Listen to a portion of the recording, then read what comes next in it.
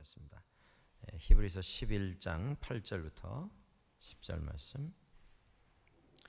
믿음으로 아브라함은 부르심을 받았을 때에 순종하여 장래의 유업으로 받을 땅에 나아갈새 갈 바를 알지 못하고 나아갔으며, 믿음으로 그가 이방의 땅에 있는 것 같이 약속의 땅에 거류하여 동일한 약속을 유업으로 함께 받은 이삭 및 야곱과 더불어 장막에 거하였으니. 같이 보십니다. 이는 그가 하나님이 계획하시고 지으실 터가 있는 성을 바랐습니다. 아멘. 이제 히브리서 11장에 여러 가지 믿음에 대한 이런 교훈을 주는 중에 구약 성경에 나오는 믿음의 위인들에 대하여서 예를 들면서 설명을 해 왔습니다. 그 끝에 이제 믿음의 조상이라고 하는 믿음의 가장 큰 본을 보인 신앙인이라고 하는 아브라함이 이제 출연을 하게 됩니다. 아브라함에 대해서는 구약 성경에 그렇게 복잡하게 설명이 되고 있지 않습니다. 아브라함의 출생, 아브라함의 성장, 그의 청년기, 그의 장년기 어떻게 지냈는지, 무엇을 하며 지냈고 무슨 사건을 통해서 그가 하나님의 은혜를 체험을 했는지 성경은 전혀 힌트조차 주지 않습니다. 성경 본문에서는. 그러다가 창세기 12장에 와서 갑자기 아브라함, 그때 이름은 이제 아브람이죠. 아브라함이 등장을 하는데 12장 1절에 이런 말씀이 나옵니다. 창세기입니다. 여호와께서 아브람에게 이르시되 너는 너의 고향과 친척과 아버지의 집을 떠나 내가 내게 보여줄 땅으로 가라. 하나님께서 아브라함을 부르셨습니다. 그리고 말씀하신 것이 크게 두 가지입니다. 첫째는 떠나라는 것이고 두 번째는 가라고 하는 것입니다.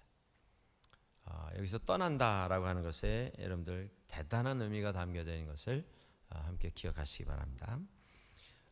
믿음은 떠나는 데서부터 시작이 됩니다. 아브라함의 하나님이 부르신 그 말씀 속에서 이 떠남이 어떤 의미인가를 우리가 발견할 수 있는데, 아브라함은 하나님으로부터 이런 말씀을 들었습니다. 너의 고향과 자기가 나서 자기가 자란 곳입니다. 고향하면 내가 제일 잘 아는 곳입니다. 내가 잘 아는 것입니다. 곳입니다. 자신이 있는 곳입니다. 그런데 그곳을 떠나라 말씀하셨습니다. 친척과 아버지의 집을 떠나라. 모든 연고, 소위 세상에서 말하는 무슨 줄, 이걸 다 떠나라는 것입니다. 신앙생활의 시작에 있어서 하나님은 오늘도 우리에게 비슷한 명령을 내리십니다. 떠나라. 무엇으로부터 떠나라고 하는 것입니다. 하는 것입니까? 내 자신이 자신 있다고 생각하는 것으로부터 떠나라고 하는 것입니다. 이 부분만큼은 내가 자신 있다. 이 부분만큼은 내가 전공이다. 내가 우리 동네에서 제일 경험이 많다. 이 부분에 대해서는 내가 전문가다. 모든 지식과 경험을 내가 다 혼자 다 했기 때문에 내가 다 알고 있다. 그 생각, 그 마음, 그 자신감에서 떠나라고 하는 것입니다. 우리가 잘 알게 될 때 우리는 자신감을 가집니다. 그리고 내 자신을 믿게 됩니다. 그리고 내 자신을 내세우게 됩니다. 여러분들, 우리가 신앙생활하면서 계속 이런 부분의 경계를 좀 하셔야 됩니다. 우리가 시간이 오래돼서 오래될수록 우리는 조심해야 합니다. 왜냐하면 오래되면 내가 그것에 익숙해집니다. 익숙하면 그 익숙함이 하나의 힘이 됩니다. 하나의 능력이 됩니다. 그래서 그걸 주장하는 경우가 생겨나게 됩니다. 내가 오래됐기 때문에 내가 인정받아야 된다. 내가 대접받아야 된다. 혹은 오래됐기 때문에 내가 이전에 이것도 알고 저것도 안다. 그래서 내 주장을 내세우는 때가 있다고 하는 것입니다. 여러분들, 이것은 뭐 세상에서나 교회에서나 가정에서나 직장에서나 다 똑같습니다. 어디 가도 내가 오래되면 내게 찾아올 수 있는 그런 생각입니다. 그런데 하나님께서는 우리를 부르실 때 제일 먼저 말씀하시는 것이 뭐냐면 그렇게 생각하는 내 자신에게서 떠나라. 이 부분은 내가 전공이고 내가 전문이고 이 부분은 내가 다 한다. 그 생각 떠날 때에 비로소 믿음이 시작이 된다. 하나님은 우리에게 그렇게 말씀하십니다. 친척 아버지의 집을 떠나라. 내 생업이 있는 곳입니다. 여러분들, 아브라함이 부름을 받았을 때 75세였습니다. 이 아브라함 때로부터 지금까지 우리가 숫자적으로 계산을 하면 한 3,500여 년 됩니다. 신구약 다 합쳐서. 그리고 여기에서부터 시작이 돼서 그 다음에 애굽에 들어가고 애굽에서 또 400년 지내고 그리고 나와서 다윗이 왕이 되고 그리고 한 1100년 정도가 흐릅니다. 그러니까 다 합치면 한 3500년 전인데 아브라함이 75세에 3500년 전에 75세에 부름을 받았습니다. 지금도 75세면 뭐 어디 가도 어르신 대접을 받는 이런 연령이 아닙니까? 그런데 3500여 년 전에 75세. 이제 노후를 정말 좀 보호받으면서 여생을 보내야 하는 이런 시점입니다. 그런데 하나님께서는 떠나라 하셨습니다. 75년 동안 그가 자신의 아버지를 따라서 삶을 살아오면서 이루어 놓은 것이 있습니다. 그 이루어 놓은 것이 적지 않았습니다. 아브라함은 집을 떠날 때에 재산이 많았던 사람입니다. 재산이 많으면 여러분들 움직이기가 힘듭니다. 재산이 많으면 삶 속에 무슨 변화를 가진다고 하는 것 이게 쉽지가 않습니다. 거의 불가능합니다. 이제까지 살아오면서 이루어 놓은 것 그 어떤 것이라도 불안 요소를 가지는 걸 우리가 원치 않기 때문입니다. 어떤 위험 부담을 가지는 것 우리는 전혀 원치 않습니다. 그래서 상관해야 할 것이 많고 내가 돌봐야 할 것이 많으면 많을수록 우리는 움직이기가 힘들어집니다. 그런데 우리가 살다 보면 삶이 점점 간단해지는 게 아니라 단순해지는 게 아니라 삶이 우리가 돌봐야 하는 것이 점점 많아지는 것 이게 현실이 아닙니까? 살면 살수록 집도 커지죠. 살면 살수록 은행 통장도 숫자가 늘어나죠. 그 다음에 관리해야 할 재물도 늘어나죠. 관여해야 하는 일도 많아지죠. 그런데 하나님께서 그거 다 내려놓고 그거 쉬어라가 아니고요. 떠나랍니다. 떠나라. 무슨 말씀입니까? 포기하라는 것입니다. 다 포기하고 그리고 떠나라. 믿음은 나의 나됨을 포기하는 데서부터 시작이 됩니다. 나는 이런 사람이고 적어도 나는 이만큼 있고 이만큼 나는 이루었고 이만큼 나는 안전하다. 그 자신감, 그 자부심 이걸 내려놓는 데서부터 믿음은 시작이 됩니다. 하나님은 오늘도 우리에게 그걸 요구하십니다. 하나님께서 떠나라는 것이고 그 다음에 또 하나는 이제 보여줄 곳으로 가라는 것입니다. 이게 믿음의 시작입니다. 성경에는 제가 말씀드린 것처럼 아브라함에 대하여서 창세기 11장에 잠깐 소개가 나옵니다. 아브라함의 그 족보나 그의 배경에 대해서 11장 31절에 아브라함의 형제들이 이제 소개가 됩니다. 아브라함이 아버지 부모님 중에 이제 아버지가 등장을 하는데 그 아버지의 이름은 데라입니다. 31절에 11장 31절에 창세기인데요. 제가 한번 읽어보겠습니다. 데라가 그 아들 아브람과 하란의 아들인 그의 손자 롯과 그의 며느리 아브라함의 아내 사레를 데리고 갈대아인의 우르를 떠나 가나안 땅으로 가고자 하더니 하란에 가서 거기 거류하였으며 31절 계속 이어집니다. 32절 데라는 나이가 205세가 되어 하란에서 죽었더라. 아브라함의 아버지인 데라에게 자식이 셋 있었습니다. 그런데 그 셋은 아브람, 나홀, 하란입니다. 그런데 하란은 우르에서 먼저 세상을 떠났습니다. 아버지보다 먼저 세상을 떠났습니다. 그래서 하란이 남겨놓은 자식이 있었는데 그 이름이 뭐냐면 롯이에요. 롯. 그러니까 롯은 아브라함에게 막내 동생의 아들입니다. 그러니까 조카이죠. 그러니까 아버지가 먼저 세상을 떠난 롯을 큰 아버지인 아브라함이 거두어서 친자식처럼 데리고 다니면서 산 것입니다. 자, 이게 답니다. 아브라함에 대해서 나오는 인적 사항은 아브라함에게 형제들이 둘이 있었고 막내 동생은 먼저 세상 떠났고 그에게 아들이 있었는데 그게 조카 롯이고 그런데 그 아버지 데라가 갈대아 우르를 떠나서 가나안 땅으로 가고자 하였는데 하란에 이르러서 거기 머물게 되었고 아직 들어가지 못한 것입니다. 그러던 어느 날 75세가 된 아브라함을 하나님께서는 부르신 것입니다. 이게 성경에서 나오는 아브라함의 신상에 대한 모든 것입니다. 그렇기 때문에 우리가 아브라함이 뭐 어디서 태어났고 뭐 어떻게 성장했고 성경 본문 안에서는 찾아볼 수가 없습니다. 그런데 이제 아브라함이 누구입니까? 이스라엘 사람들의 어떤 시조라고 할 수 있는 사람이 아닙니까? 그러니까 아브라함에 대해서 성경 기록 이외에 유대인들 가운데 전해오는 많은 이야기들이 있고요. 아브라함은 유대인들뿐만 아니라 유대인들과는 원수지간인 아랍 사람에게도 어떤 면에서는 조상이 되는 사람입니다.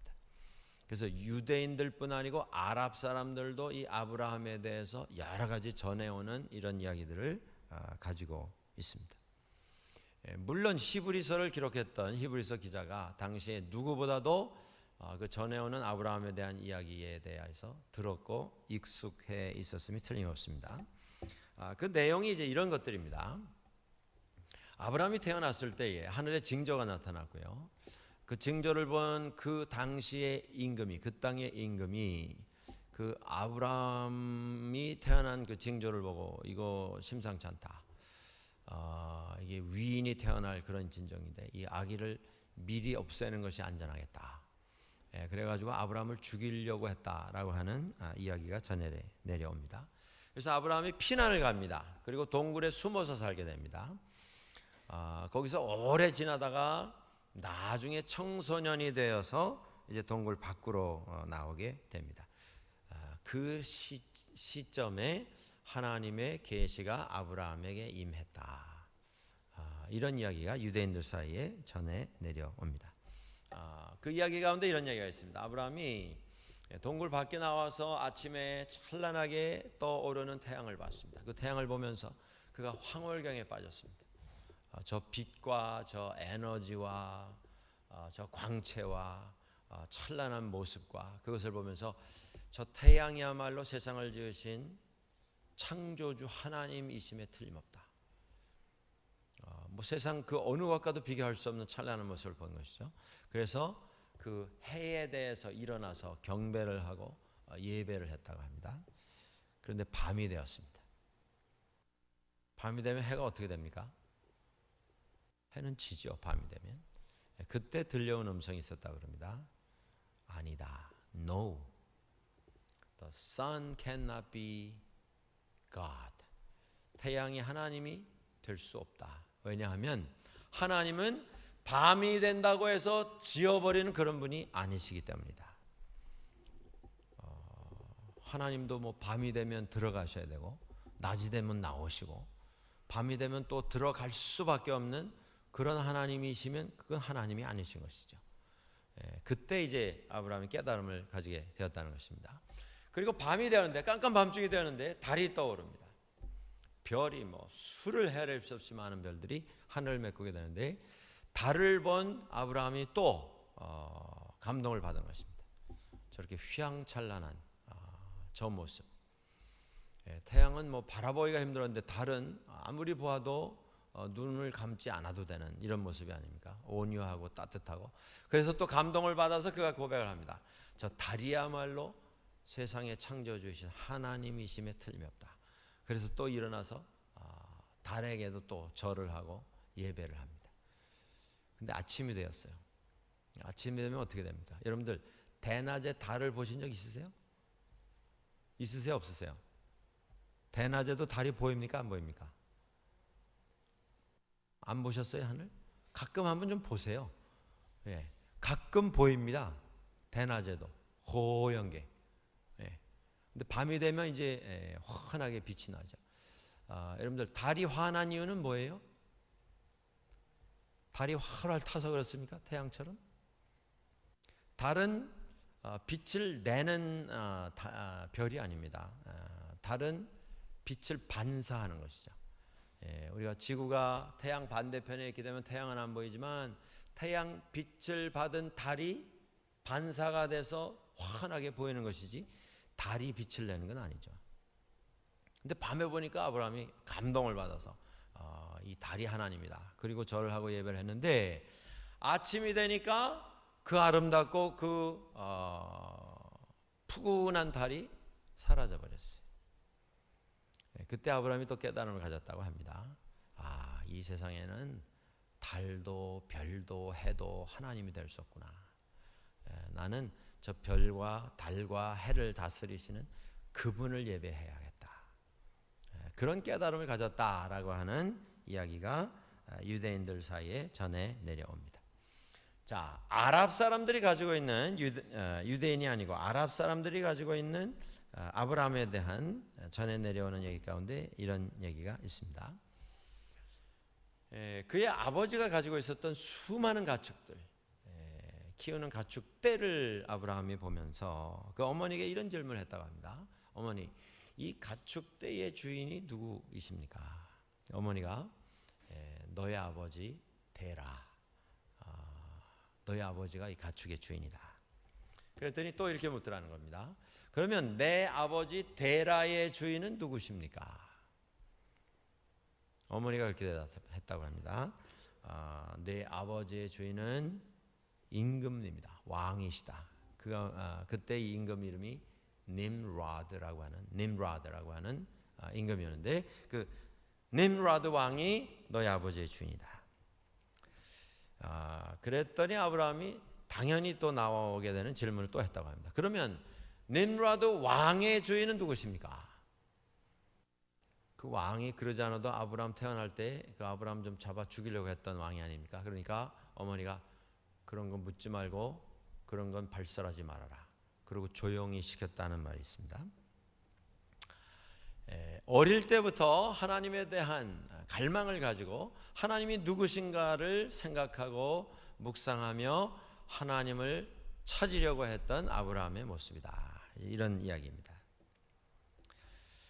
아브라함의 아버지인 데라는 우상을 섬기는 자였다고 합니다. 여러분들 이스라엘 민족은요 어느 지역에서 오래전부터 살아오던 한 부족, 한 족속이 아닙니다. 이스라엘 민족, 이스라엘 족속이라고 하는 족속은 하나님께서 그 당시에 우루 지역에, 갈대아 우루 지역에 살고 있었던 수많은 평범한 사람들 가운데 한 사람을 선택해서 구분하여 세우심으로 시작이 된 민족이지, 수천 년 전부터 수만 년 전부터 어떤 족속이 어떤 지역에 거주하면서 거기에서 살다가 어느 날 부름을 받은 그런 게 아닙니다. 그 당시에 살아가고 있었던 수많은 평범한 사람 가운데 한 사람 아브라함을 선택하셔서 내가 이스라엘의 시작이 되리라. 그래서 그의 후손으로부터 이제 이스라엘이라고 하는 이름을 얻게 된 것입니다. 그리고 다른 사람들과 똑같은 혈통을 가진 이런 사람이라 그런 말입니다. 그러니까 그 지역에 살던 평범한 평민들은 다 우상을 섬기던 사람들이었습니다. 그 데라 역시도 아브라함의 아버지인 데라 역시도 우상을 섬기는 사람이었습니다. 이것도 아랍인들의 전설에 포함이 되어 있는 내용입니다. 그런데 이 데라는 12우상을 섬겼다고 합니다. 그 12우상이 왜 12이냐? 1월달 우상, 2월달 우상, 3월달 우상. 그래서 달마다 귀신을 바꿔가면서 섬겼습니다. 그래서 12우상이었다고 합니다. 그런데 섬겼을 뿐만 아니라 그걸 깎아서 빚어서 만들어서 파는 생업을 가지고 있었던 사람입니다. 가게에서 우상 장사를 했다 그 말씀이에요. 믿음의 조상 아브라함이. 그러니까 한번 생각을 해보십시오. 하나님께서 아브라함을 택하실 때 아브라함이 무슨 뭐 혈통적으로 뭐 순종이냐 잡종이냐 무슨 인종이냐 그걸 따지신 게 아님을 우리는 확실히 알 수 있습니다. 뭐 먼 조상 가운데 뭐 누가 잘 몰라서 그 당시에는 믿음을 알지 못했기 때문에 우상을 해서 만들어서 판 적이 있다. 그게 아니고 그 당대에 우상 만들어 파는 비즈니스를 했던 집입니다. 근데 아브라함이 어느 날 그 우상 가게를 보게 되었다고 합니다. 아브라함이 우상 만들어 파는 가게를 보다가 사람들이 들어오면 손님들에게 나이를 물었다 그래요. 혹시 선생님 연세가 어떻게 되십니까? 아주머님 어떻게 되십니까? 어머님 연세가 어떻게 되십니까? 그럼 뭐 내가 40이다 50이다 60이다 이렇게 대답을 했을 거 아닙니까? 그때마다 아브라함이 그런 얘기를 했다 그래요. 참 이 세상은 어리석은 세대다. 어리석은 세대다. 왜냐하면 지금 40, 50, 60이 되어서 어느 사람 손에 의해서 하루 만에 빚어 만들어진 이 우상을 사다가 예배하겠다고 이걸 살아오는 이 세대, 이건 너무 어리석다. 하루는 나이가 많은 분이, 노인이 한 분 들어오셨다고 합니다. 근데 아브라함이 그런 얘기를 했다 그래요. 70이 넘어서 연세가 높은 자기 아버지 또래의 어른이 들어오시게 됐는데 그 사람을 쳐다보면서 아브라함이 이런 말을 혼자 이야기했다고 합니다. 아니 저 연세에 자기보다도 더 어린, 자기 나이도 안 되는 그 우상을 신이라고 섬기겠다고 하는 것, 이것이야말로 어리석은 일이 아니겠는가. 그 가게는 우상단지로 그냥 가득 차 있는 이런 가게이기 때문에 사람들이 절기가 되면 무슨 제사에 바치는 물건을 가져다가 바치곤 하는 이런 일이 있었다고 하는데, 어느 날 어떤 분이 고기 덩어리를 우상에게 바치겠다고 가지고 와서 놓고 갔다고 합니다. 놓고 가자마자 아브라함이 큰 몽둥이를 하나 꺼내가지고 그 가게에 있었던 모든 우상단지를 다 깨부셨답니다. 아주 다 그냥 박살을 냈습니다. 하나만 딱 남겨놓고 다 부셔버렸어요. 그리고는 그 들어서 휘두르던 몽둥이를 그 우상 손에다 딱 들려놨다고 합니다. 아버지가 좀 있다가 가게에 들어왔는데 뭐 혼비백산한 것이죠. 이게 도대체 무슨 일이냐? 무슨 일을 한 거냐 너 지금?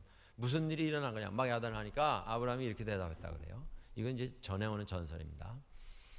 아니 어떤 아주머니가 어디 사시는 아주머니가 오늘 뭐 재물이라고 해서 고기 덩어리를 이렇게 가지고 오셨는데 그걸 갖다 놨더니 이 수많은 우상 가운데 힘이 제일 센 우상이 일어나가지고 다른 우상들 이 고기 덩어리 손 못 대게 하려고 몽둥이를 휘둘러가지고 다 깨부시고서는 저렇게 혼자 서 있다고.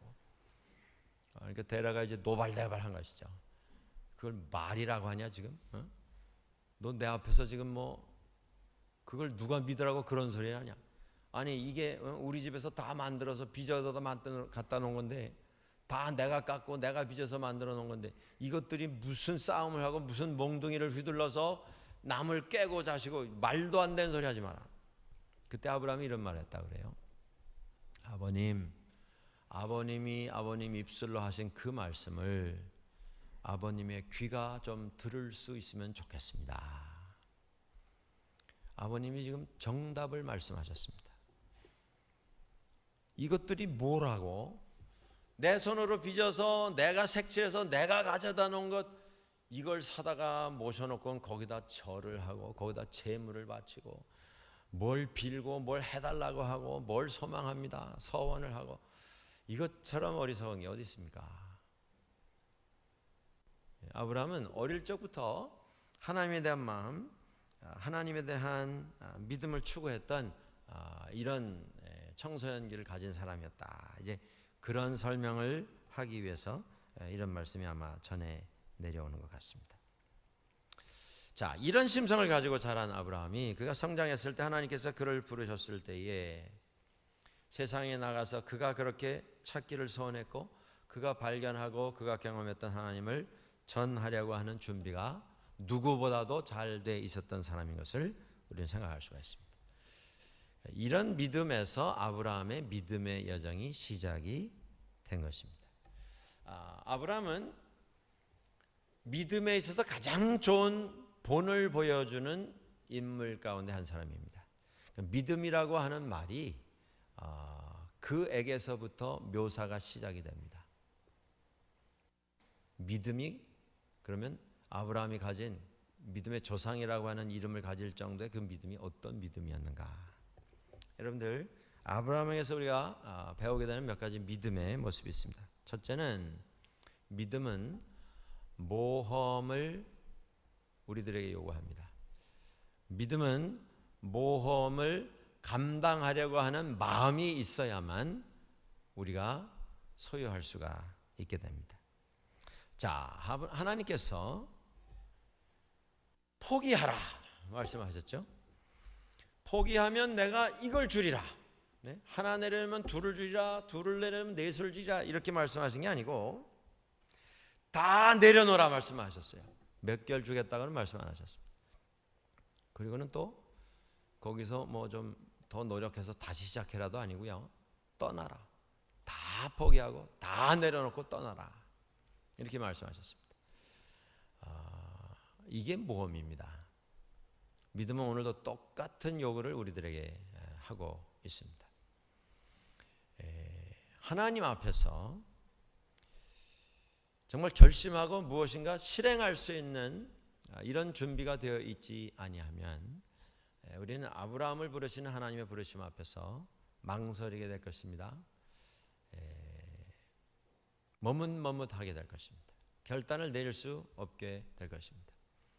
저는 이렇게 생각합니다. 우리가 지금 인생에 뭐 우리 여기 청년들도 있고 연세 많으신 분들도 있으신데 인생에 지금 우리가 어떤 장소에 와 있든지 인생이 뭐 1부터 100이라고 할 때 그 개수로 해서 우리가 뭐 50인지 90인지 아니면 20인지 이건 뭐 다 여러분들이 판단하시는데 내가 인생의 어떤 단계에 지금 서 있는가 그것과 상관없이 그 시점에서 하나님께서 나로 하여금 이러이러한 것을 포기하고 지금 이것을 향해서 출발해라 말씀하실 때에 그때 하나님 그렇게 하겠습니다. 내려놓고 떠날 수 있는 준비를 갖추지 못하면 우리는 믿음 안에서 하나님 앞에서 하나님의 원하시고 하나님께서 우리에게 맡기시는 일을 실행하지 못하게 될 것이라고 하는 것입니다. 믿음은 모험이에요. 오늘도 똑같습니다. 이 모험이라고 하는 것이 호기심의 자극을 이기지 못해서 시도하는 그게 아닙니다. 여러분들, 이 결과가 어떻게 될까 궁금해서 내가 해보지 않고는 견딜 수 없다. 그래서 저지르는 어떤 그런 일, 그게 모험이 아닙니다. 성경에서 말하는 모험은 내게 약간의 손해가 있는 것 같으나 나에게는 덕이 되는 게 전혀 없는 것 같으나 이것이 하나님의 부르심이 확실하고 하나님이 소원하시는 것이 확실하다면 결단하고 내 것을 내려놓고 하나님의 것을 붙잡는 것, 이게 믿음이라고 불리우는 모험입니다. 이 모험을 우리가 할 준비가 되어 있는가라고 하는 것입니다. 이 세상의 모든 삶의 경우에 최고의 원칙은 뭡니까? 우리 교회 앞에 공사가 진행되고 있는데요. 여러분들 가끔 지나시다가 그 콘도 지금 짓는 공사장 한번 좀 들여다보십시오. 이 뒤쪽에 있는 브로드웨이 쪽에 지금 지하로 한 10m 판 것 같아요.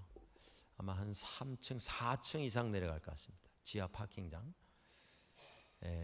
뭐 대단한 공사가 지금 진행되고 있는데 지금 외벽이 끝났고 바닥 공사를 하고 있고 기둥 세우는 공사를 하고 있습니다. 콘크리트를 매일 가져다 붓고 있는데, 자, 그 공사장에 있어서 최고의 원칙이 뭡니까? 안전제일이에요. 안전제일. 집을 얼마나 높이 짓느냐, 얼마나 빨리 짓느냐, 얼마나 크게 짓느냐, 그게 아니고요. 공사장의 최고의 원칙은 안전제일입니다. 우리 인생에 있어서 최고의 원칙이 뭐예요? 안전제일이에요. 안전제일. 우리가 천만금을 벌 수 있는 기회가 있을지라도 그게 위험부담이 너무 많으면 그거 시도할 사람이 몇이나 되겠습니까? 또 시도하다가 잘못되면 그게 뭐 아무것도 아니죠. 아무 의미가 없는 겁니다. 우리 인생에 있어서 안전제일이 그렇기 때문에 제1의 원칙입니다. 우리가 다 그걸 염두에 두고 살아갑니다. 그런데 믿음에 있어서 때로 하나님께서는 우리에게 모험을 요구하신다라고 하는 것입니다. 이 모험이라고 하는 것은 내가 내 열기를 이기지 못하고 그냥 저지르는 그 어떤 일을 말하지 않습니다. 내가 내 심정에 내 성품 속에 나는 뭘 한번 하고 싶으면 꼭 해야 된다. 그래서 하는 거, 이건 모험이 아니에요. 그건 자기 만족을 위한 노력이죠. 그 노력이 다 나쁘다는 건 아닙니다만은 내가 좋아서 내가 하면서 그걸 무슨 믿음 안에서 노력하는 것으로 착각할 필요는 없다, 그 말씀입니다. 정말 하나님 뜻이라는 것이 확실할 때에 내 것을 좀 내려놓을 수 있는 것, 이게 모험입니다. 그리고 하나님 손 붙잡을 수 있는 것, 이게 모험이라고 하는 것입니다. 우리가 미래의 것을 다 낱낱이 보고 손으로 만져서 다 확인하고 선택한다면 그건 믿음의 선택이 아니죠. 그건 안전제일의 원칙에 의해서 이미 해답이 나왔기 때문에 안 하면 바보가 되는 이런 결정이기 때문에 하는 결정입니다. 그런 결정이 아니라 믿음 안에서 하나님의 영광을 위하여 결단할 수 있을 때 우리는 그 일을 할 수 있어야만 할 것입니다. 때로 우리가 어떤 결과를 앞에 놓고 기도할 수 있습니다. 그 결과를 계속 꿈꿀 수 있습니다. 그런데 그 결과가 확실하게 확인이 되지 않는 경우도 있을 수가 있겠습니다. 그 결과를 확실히 알 수는 없으나 이것이 하나님이 원하시는 것임을 알 수 있을 때, 결과가 아니라 이것이 하나님의 부르심임을, 하나님의 뜻임을 우리가 알 수 있을 때 그걸 행하는 게 믿음의 모험입니다. 하나님께서는 오늘도 그걸 요구하십니다. 우리들 가운데 과연 몇 사람이 아브라함처럼 이 모든 것을 다 포기해라, 그리고 떠나라, 이렇게 말씀하실 때 우리가 떠날 수 있겠는가? 아브라함의 위대함은 어떤 상황에서, 그가 75세가 된 상황 속에서도 떠나라 하셨을 때 떠날 수 있었다고 하는 것입니다. 그러니까 삶이 그 정도 좀 준비가 되어 있어야 합니다, 여러분들. 사방에 거미줄 얽히듯 얽혀가지고 옴짝달싹을 할 수 없는 그런 삶, 이게 참 어려운 일이죠. 하나님 영광 위해서 좀 시간을 내야 되는 경우에는 좀 시간을 낼 수 있는, 물질적으로도 좀 손해를 볼 수 있으면 손해를 볼 수 있는, 그래서 손해가 아니죠 결국에는.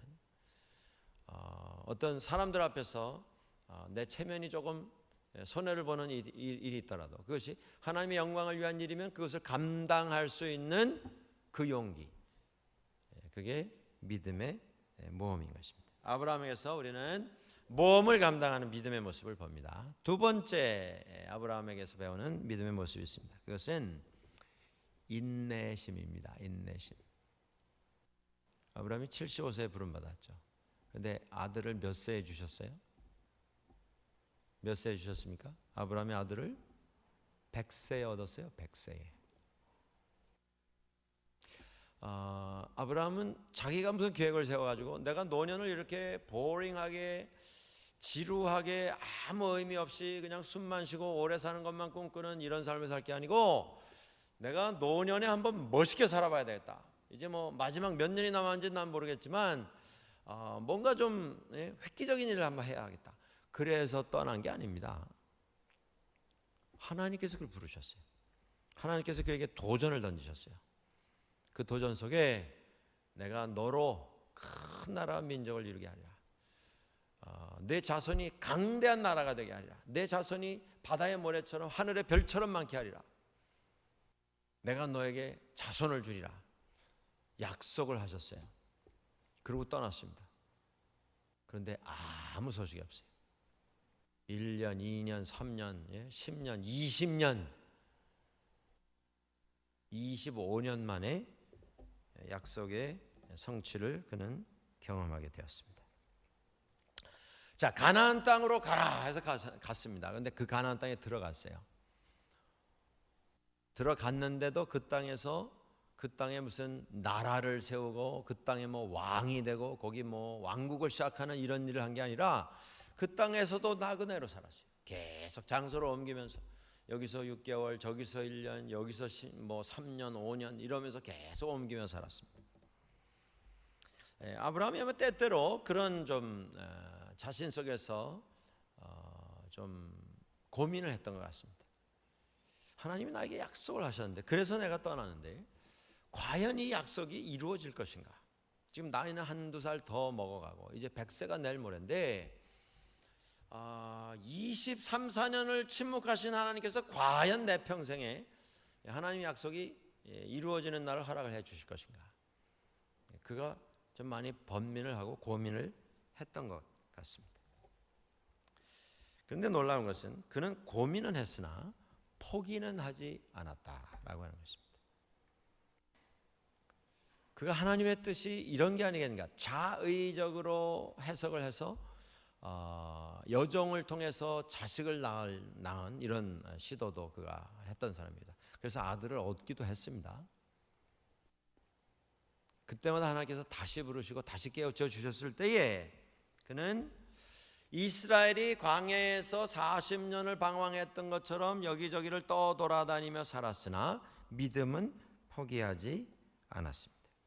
하나님의 약속이 언젠가는 반드시 이루어지리라, 그 약속을 놓지를 않았습니다. 우리 현대인들에게 있어서 가장 큰 약점이 있다면 그건 뭐냐면요, 늘 서두른다고 하는 것입니다. 기다리는 것에 익숙하지 못합니다. 요새 초스피드 시대가 돼가지고 컴퓨터가 얼마나 여러분들 지금 컴퓨터 없으면 어떻게 하루 삶을 어떻게 진행할까 잘 판단이 안 될 정도로 우리가 컴퓨터의 덕을 보고 있는데, 옛날 같으면 책을 하나 내면 수백 장 원고를 써가지고 그걸 착 포장해가지고 물에 젖지 않게 트어지지 않게 해가지고 등기로 붙이고 그 도착을 하려면 한 주, 두 주, 세 주 눈이 빠지게 기다려야 되고, 요새는 컴퓨터 켜가지고 이렇게 똑딱똑딱 단추 한 두세 번 누르면 100장, 200장, 1000장 되는 원고가 그냥 눈앞에 쑥 떨어지지 않습니까?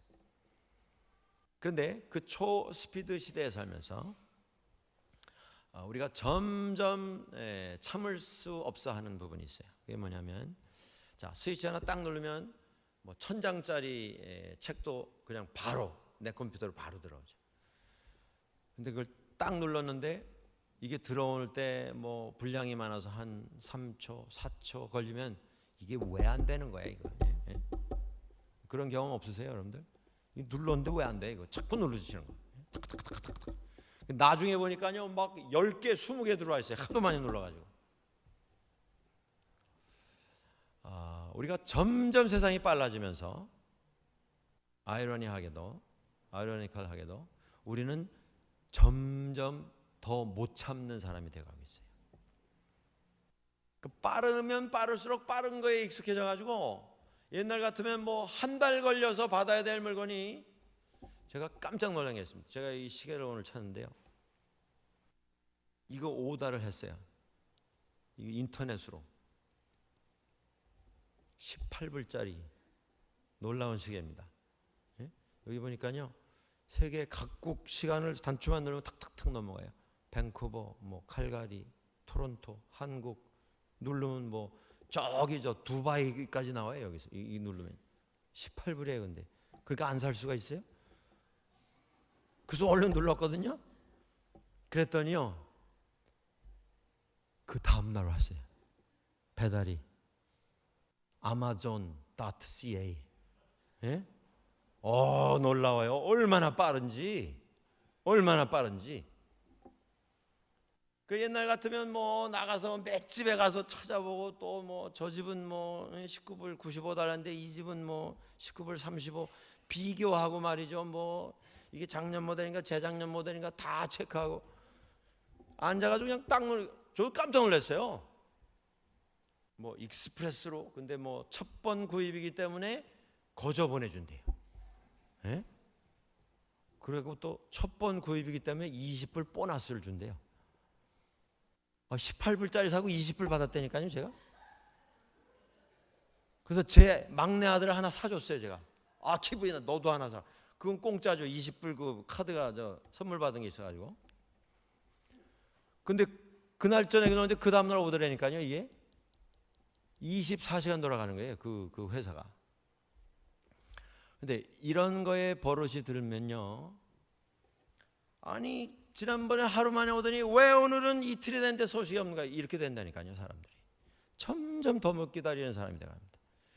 우리 현대인은요, 절반은 조급증 환자입니다. 네, 조급증 환자예요. 음식도 마이크로웨이브 다 돼 있잖아요. 뚜껑 해가지고 그냥 누르면 그냥 다 나오는. 우리가 제일 못하는 게 기다리는 겁니다, 사실. 자, 여러분들 부부 사이에도 못 기다려줘요. 네? 여기 뭐 약혼한 커플들도 오늘 앉아 있는데 약혼한 사람들끼리도 잘 못 기다려줘요. 네. 부모가 자식을 잘 못 기다립니다. 자식은 뭐 부모 더 못 기다리고 형제도 자매도 서로 잘 못 기다려줘요. 그러니 뭐 교회 안에서 서로 뭐 기다려주는 거, 이거 쉽지 않은 얘기입니다. 우리가 다 뭐 하나님 사랑합니다, 예수님 우리는 예수님 안에서 하나가 됐습니다 그러면서도 기다리는 건 잘 못해요. 그래서 우스갯소리가 있지 않습니까? 하도 그냥 너무 조급해하니까 기도했다는 거죠. 하나님, 왜 제가 이렇게 조급한지 모르겠습니다. 좀 인내심을 주세요. 좀 참는 성격 주세요. 진드가 기다리게 해주세요. 그런데 빨리 주세요. 예? 이게 현대인입니다, 여러분들. 예. 아브라함이요, 참 우리에게 교훈이 되는 게 뭐냐면, 그는 정말 지극히 평범한 사람입니다. 근데 그의 위대함은 그의 믿음이에요. 믿음 가운데서 기다릴 줄 아는 모습. 믿음은 많은 면에서 기다림입니다. 기다림. 우리가 초스피드로 뭐 잘해도요, 기다리는 거 잘 못하면 우리 믿음은 아직 성숙되지 못한 것입니다. 우리 삶에 있어서 중간 시간이 제일 힘듭니다. 뭘 결정할 때는 막 익사이팅 하잖아요. 이제 이거 결정하면 뭐가 어떻게 되리라, 이렇게 진행하고 앞으로 이렇게 되리라, 뭐 꿈도 있고 비전도 있고 신이 나죠. 모든 게 다 정리가 돼서 완성이 되면 성취감이 있지 않습니까? 자랑스럽지 않습니까? 우리가 서로 축하하고 뭐 축복할 수 있는 이유가 있잖아요. 제일 힘든 게 언제예요? 시작하고 마지막 중간, 그 진행되는 과정, 이 결과가 안 보여요. 노력을 했는데 한 만큼 손에 잡히는 게 없어요. 눈에 보이는 게 없어요. 그때 힘든 것입니다. 그런데 그때 멈추지 않고 계속 노력하고 기도하며 가야 할 길을 계속 가는 일을 멈춰서는 안 됩니다. 실망하거나 좌절하거나 포기하거나 나는 이제 더 못하겠다, 중간에 탈락하는 이런 일이 없도록 해야 합니다. 아브라함이 그걸 잘했어요. 그가 위대한 인물이 된 것이 그가 무슨 혈통이 좋아서가 아닙니다, 여러분들. 무슨 뭐 공부를 잘해서도 아니고요. 그가 뭐 사업을 통해서 어마어마한 기업가가 됐기 때문도 아니고요. 그런 평범한 사람이었습니다. 그러나 위대한 신앙의 소유자가 된 것은 그의 믿음 때문입니다. 믿음. 모험을 감당하며 오래 기다리며, 그리고 오늘 본문의 10절에 나오죠. 하나님께서 그를 위해서 예비하신 성읍을 보는 그 눈을 가진 믿음으로 그는 승리할 수 있었습니다. 하나님께서 그를 위하여 예비하신 새 예루살렘, 그는 그것을 본 것입니다. 여러분들, 우리가 매일 살아가시면서 우리는 믿음의 사람입니다. 믿음은 그저 하나님 좀 뭐 화끈한 걸 주세요, 뭐 뜨거운 걸 주세요. 그것도 필요합니다만은 일상생활에 우리가 매일 기억해야 할 믿음이 무엇이냐? 하나님 앞에서 하나님 매일의 삶 속에서 결단하며 살게 해주십시오. 매일의 삶 속에서 어제보다는 조금 더 참을 줄 아는, 기다릴 줄 아는 삶을 살게 해주시고, 포기하지 아니하고 이 세상 그 건너편에 하나님 예비하신 마지막 결과를 볼 수 있는 눈을 주십시오. 이런 기도로 살아가는 우리 모두가 될 수 있어야겠습니다. 매일 믿음 안에서 주님 앞으로 새로운 모습으로 더 가까이 나가는 우리 모두가 될 수 있기를 주의 이름으로 간절히 축원합니다. 우리 같이 한번 기도하시겠습니다.